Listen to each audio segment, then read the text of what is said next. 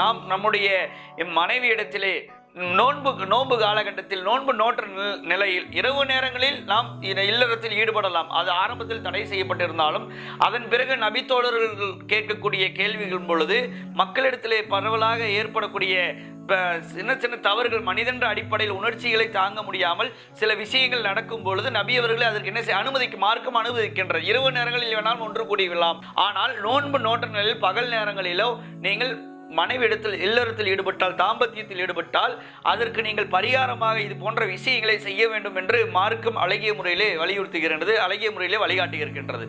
அந்த அடிப்படையில் நபி அவர்களே சொல்லுகின்றார்கள், இன்னபனி ஆதமுடைய ஒவ்வொரு மகனும் ஒவ்வொரு பிள்ளைகளும் ஒவ்வொரு மக்களும்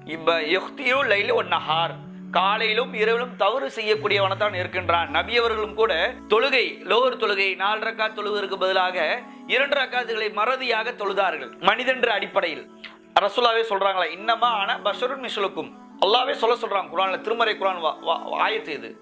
நபி அவர்கள் என்ன சொல்கின்றார் மக்களிடத்தில், நானும் இன்னமா அன பசருன் மிஸ்லுக்கும், நானும் உங்களை போன்ற ஒரு மனிதன் தான். உங்களுக்கு ஏற்படுகின்ற தவறுகள், உங்களுக்கு ஏற்படுகின்ற மறதி எனக்கும் ஏற்படும். அந்த அடிப்படையிலே நாம் நோன்பு காலகட்டங்களில் ஏதேனும் தவறு செய்துவிட்டாலோ அந்த தவறுக்கு பரிகாரமாக இது போன்ற மசாயில் சட்ட திட்டங்களில் நபி அவர்கள் சொல்லி காட்டிய அடிப்படையிலே நாம் பேணுதலாக இருந்து அதற்கு பரிகாரங்களை செய்து அந்த பாவத்திற்கு பரிகாரத்துக்கு ஈடாக நாம் செய்து அந்த நன்மைகளை கடைபிடிக்கக்கூடியவர்களாக நன்மையில் முழுக்க நாம் தவிர்த்து கொள்ள வேண்டும்.